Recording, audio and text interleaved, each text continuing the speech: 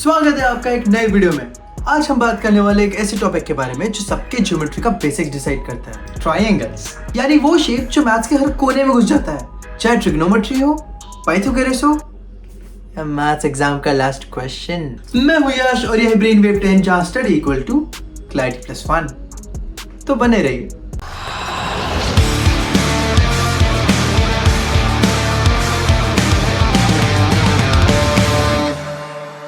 Triangle एक polygon with 3 sides, 3 angles और 3 vertices. Simple ना? बट वेट, यहाँ से शुरू होती है पूरी ज्योमेट्री की कहानी। अब ये ट्रायंगल हो सकता है स्केलिन यानी all sides are different, isosceles यानी 2 साइड सेम होती है, या फिर इक्विलैटरल कि जहाँ तीनों के तीनों साइड सेम हो। और एंगल के हिसाब से देखें तो अक्यूट, राइट एंगल ट्रायंगल या ऑब्ट्यूज भी हो सकता है। तो इस कहानी को आगे बढ़ाते हैं और इंट्रोड्यूस करते हैं हमारे मेन हीरो को, similarity of triangles. Two triangles are said to be similar when number 1 the corresponding angles are equal या फिर the corresponding sides are in the same ratio। मतलब अगर दोनों triangles की आंखें मिल गई और उनके आउटफिट मैचिंग हो तो दोनों के दोनों सिमिलर है। Now conditions of similarity।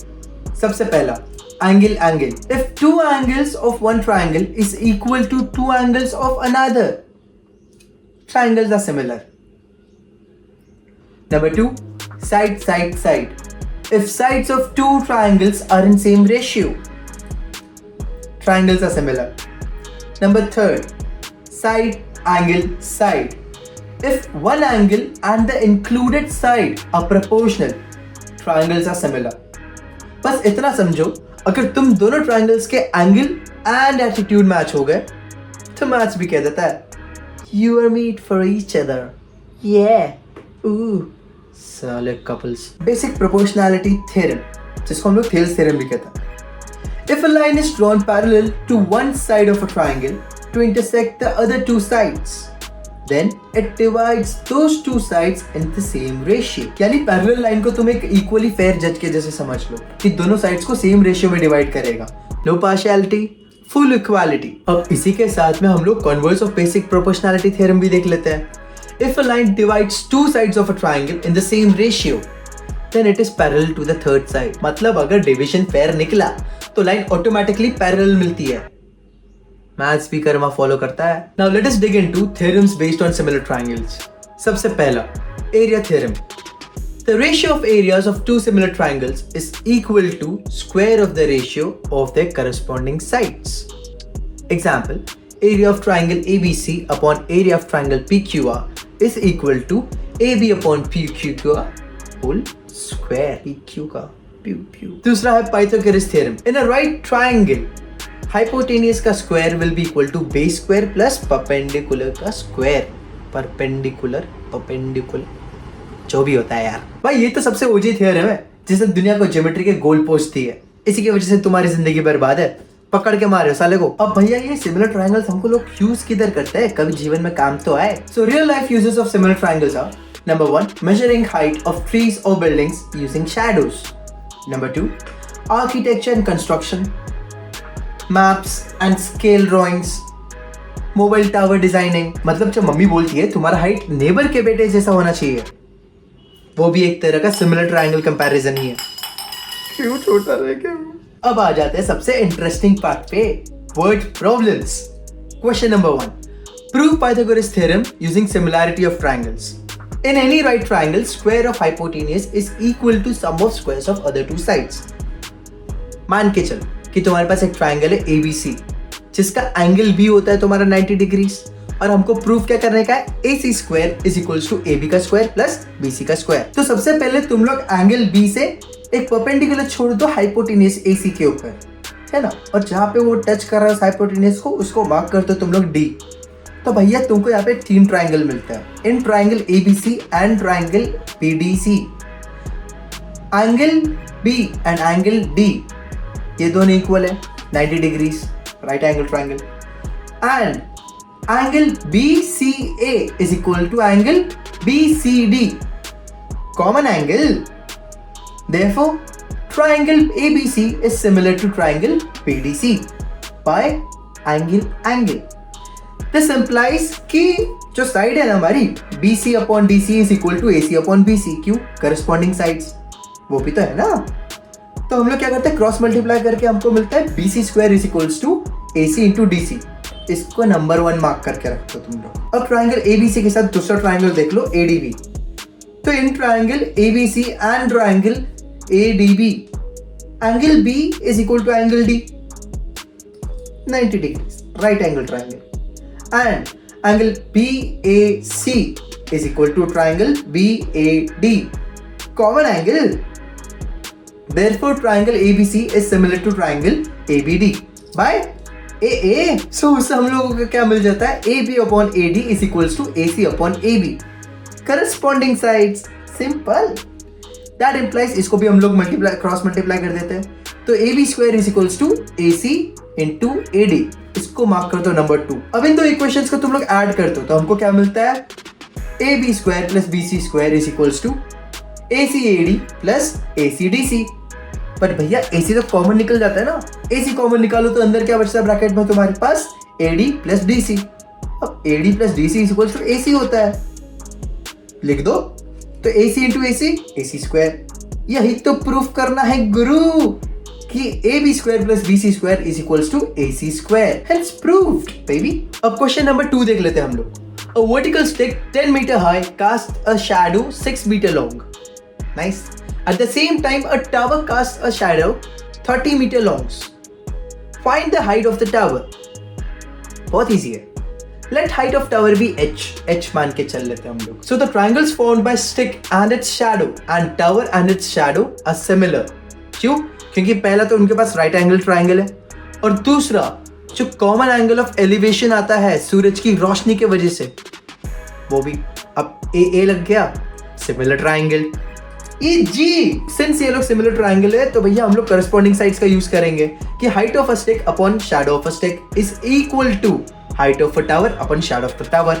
हमारे पास वैल्यू है, डाल के देख लेंगे. तो 10 upon 6 is equals to h upon 30.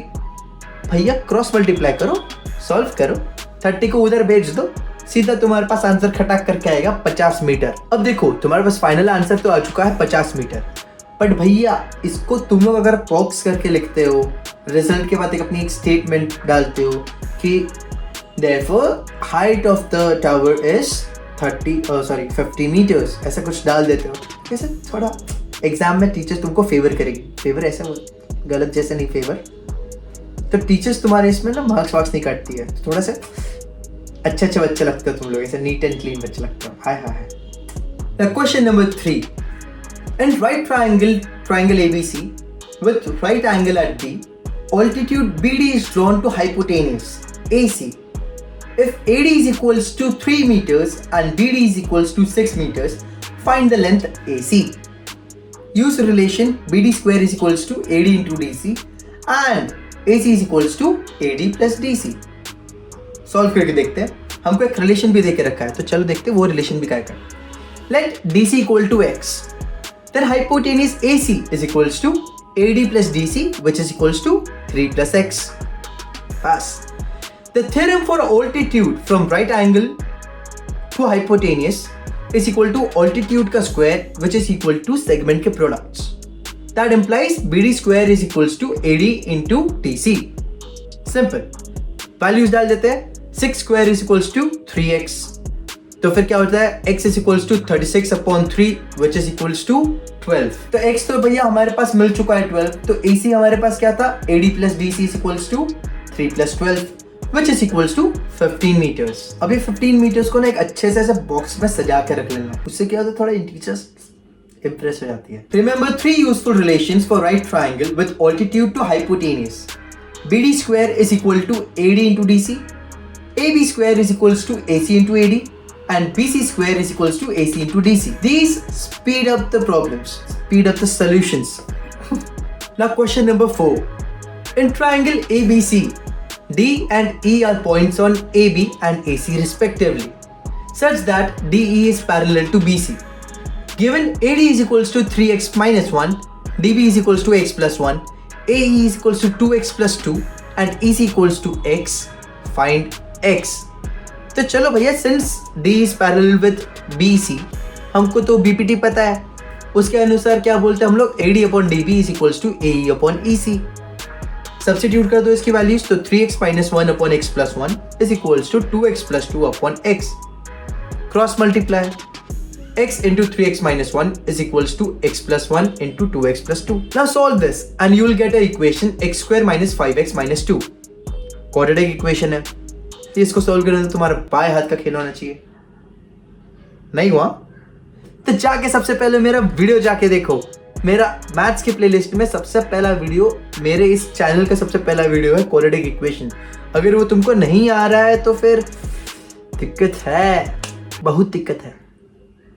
Please कीजिए, आगे के बहुत सारे वीडियोस में, बहुत सारे इक्वेशंस में सॉल्व करने में चीजें हमको वो लगता ही लगता है। Please do it. So with help of quadratic equation हमको मालूम है x is equals to minus B plus minus under root of D upon twice of a।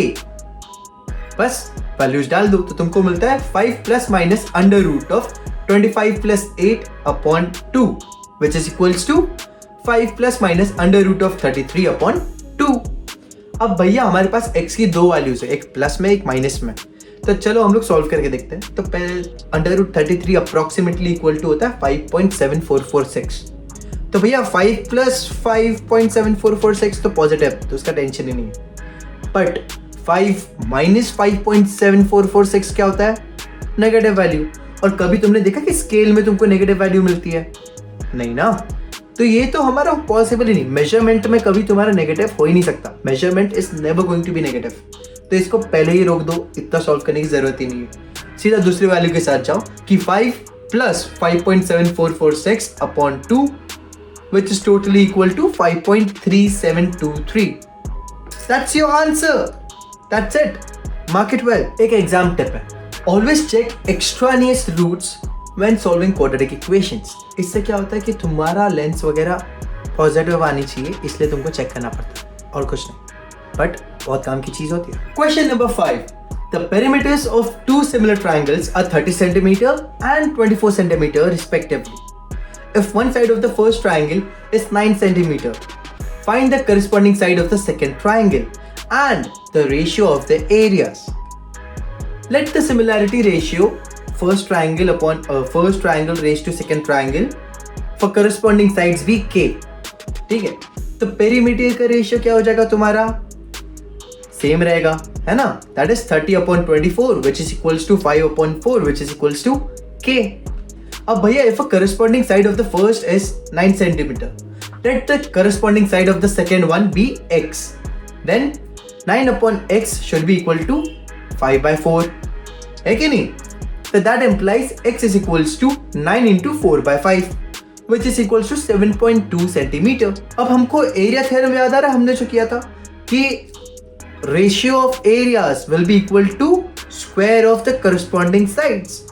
बस उसी से हम लोग देखते हैं area of first triangle upon area of second triangle will be equal to corresponding sides का square, जो भी रेशियो आता है। तो हमको तो पता है कि उसका रेशियो क्या था, वो तो k था, दैट इज 5/4।